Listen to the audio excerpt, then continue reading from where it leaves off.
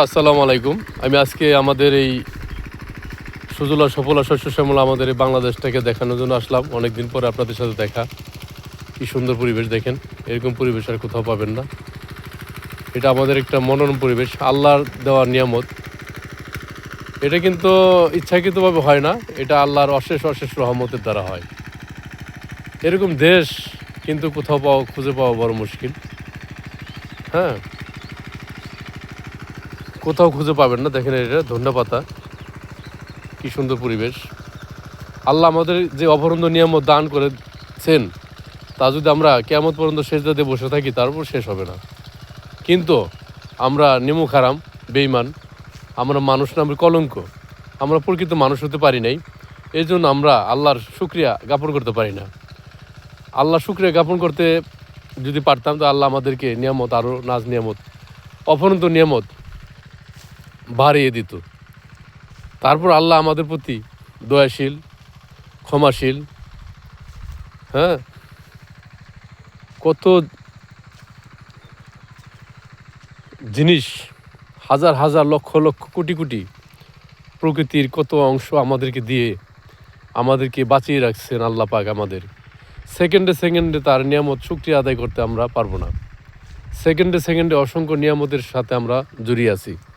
সেকেন্ডে সেকেন্ডে অসংখ্য নিয়ামতের সাথে আমরা ভোগ করতেছি, খাইতেছি, পড়তেছি। এটা কিন্তু আল্লাহর অশেষ রহমত, ক্ষমাশীল আল্লাহ। আমরা যে গুনাহ করি, এই গুনার যদি হিসাব হইতো দুনিয়াতে, তাহলে একটা লোকেরও এক লুকমা কেন, একটা নিঃশ্বাস নিতে দিত না আল্লাহ পাক। সে আল্লাহকে আমরা চিনি না, সে আল্লাহর গুণগান আমরা গাইতে জানি না, সে আল্লাহর সাথে নাফরমানি করি, সে আল্লাহর এরকম আমরা মুসলমানরাই করি। অন্য অন্য ধর্মাবলম্বী বাদই দিলাম। যেমন মানুষ এই দুনিয়াতে পাঠাইছে আল্লাহ পাক, সমস্ত মানুষ কিন্তু আল্লাহর গুণগান গাবে, কোরআন হাদিস মেনে চলবে। আদম হাওয়া থেকে একই নিয়মে পৃথিবী চলে আসছে, কিয়ামত পর্যন্ত তাই হবে। কিন্তু আমরা নিজেরা নিজের ধর্ম পালন বানিয়ে নিয়েছি, এক একজনে এক এক ধর্ম পালন করি।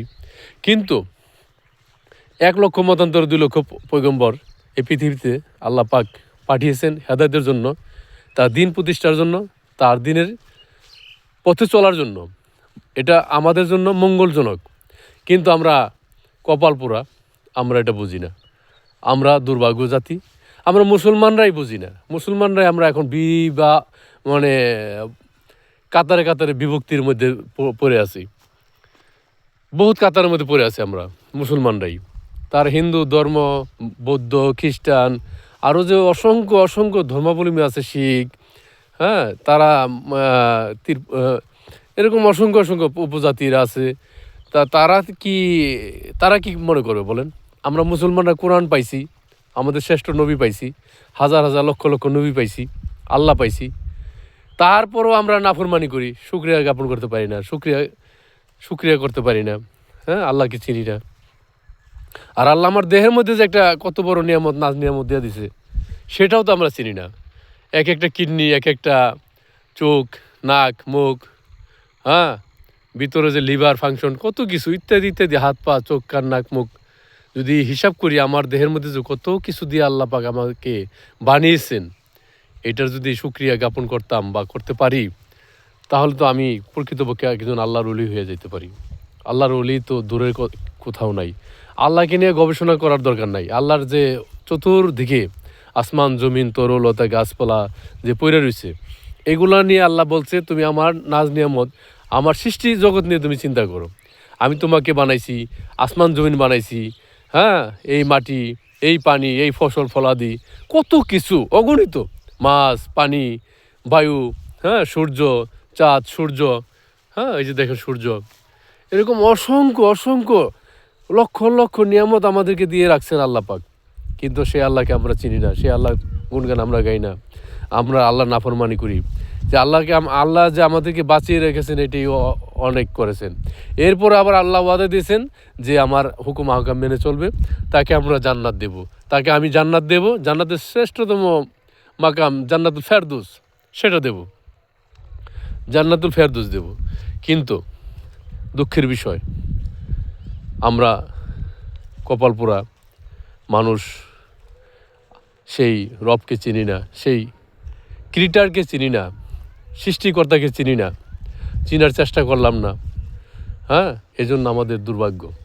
আমরা এজন্য আমি সকল মুসলমানের পক্ষ থেকে এবং মানব জাতির পক্ষ থেকে এবং একজন সাধারণ নগণ্য মানুষ হিসাবে সবাইকে দাওয়াত দেব, আসুন আমরা আল্লাহকে মানি, আল্লাহর কোরআনকে মানি, কোরআন মোতাবেক চলাফেরা করি, আল্লাহ রসুলকে মানি এবং যত রসুল নবী রাসুল এই পৃথিবীতে আগমন করেছেন 1,00,000 মতান্তর 2,24,000 পয়গম্বর, আমাদের ঈসা নবী, মুসা আলাইসাল্লাম, ঈসা আলাইসাল্লাম, নুহ আলাইসাল্লাম, ইব্রাহিম আলাইসাল্লাম, হ্যাঁ, তারপরে এরকম অনেক অনেক অগণিত, আয়ুব আলাইসাল্লাম, এরকম কোরআন শরীফে আমাদের 25 জন নবী রাসুলের নাম পাওয়া যায়। কিন্তু আল্লাহ পাক কোরআনে বলছে বা হাদিসে পাওয়া যায় 1,00,000 2,00,000 এরকম মতান্তরে নবী রাসুলের পৃথিবীতে পাঠিয়েছেন। তাদেরকে আমাদেরকে বিশ্বাস করতে হবে এবং যে কোরআন হাদিসগুলোর বাইরেও ইতিপূর্বে যত কিতাব আমাদের মাঝে আসছে ওগুলাকে আমাদেরকে বিশ্বাস করতে হবে। শ্রেষ্ঠ কিতাব 4খানা, তাওরাত, জাবর, ইনজিল, কোরআন। আর এর বাইরেও আরও 104খানা কিতাব, 100 কিতাব আমাদের মাঝে আসছে। সকল কিতাবের প্রতি বিশ্বাস স্থাপন করতে হবে, নবীদের প্রতি বিশ্বাস স্থাপন করতে হবে, কিতাবের প্রতি বিশ্বাস স্থাপন করতে হবে, ফেরেশতাদের প্রতি বিশ্বাস স্থাপন করতে হবে, আখিরাতের প্রতি বিশ্বাস স্থাপন করতে হবে, পুনর্জীবনের উপর বিশ্বাস করতে হবে, তাকদীরের উপর বিশ্বাস করতে হবে। এগুলো যদি আমরা করতে পারি তাহলে আমরা প্রকৃত ইমানদার, মুমিন, মুত্তাকি, পরহেজগারী এবং আল্লাহওয়ালা হতে পারবো এবং তাহলে আমরা কামিয়াবি হব, দুনিয়াতে কামিয়াবি হব, আখিরাতে কামিয়াবি হব। এই জন্য সকলকে আমি দাওয়াত দিচ্ছি, আসুন আমরা সবাই মিলে এই দেশটাকে সুন্দর করে সাজাই, এই দেশটাকে আমরা সুন্দর করে সাজিয়ে ইসলামের আদর্শে আমরা পুনরুজ্জীবিত হই। দেশও সুন্দর চলবে, মানুষও সুন্দর চলবে, আমরাও সুন্দর চলবো। থাকবে না কোনো হানাহানি, কাটাকাটি, মারামারি, খুন খারাপি, হ্যাঁ, থাকবে না চাঁদাবাজি, সন্ত্রাসী, কিছুই থাকবে না। আমরা একটা সুন্দর পরিবেশে দিন যাপন করব, দিন পালন করব। হ্যাঁ, পরবর্তীতে আমরা মরার পরে আমাদের মরাটা হবে একটা নিয়ামত, একটা উপহার, আমরা জান্নাতে চলে যাব। এটি আমাদের মুসলমানের জন্য, এটি আমাদের মানব জাতির জন্য হোক বরুত, এই আশাবাদ ব্যক্ত করে আমি আজকের মতো সকলকে আবারও দোয়া দিয়ে এবং আমি দোয়া চেয়ে সকলের মাঝে থেকে বিদায় নিচ্ছি। আবার কোনো সময় দেখা হবে অন্য এক পরিসরে। সকলকে সালাম জানিয়ে শেষ করছি। আসসালামু আলাইকুম ওয়া রাহমাতুল্লাহি ওয়া বারাকাতুহু।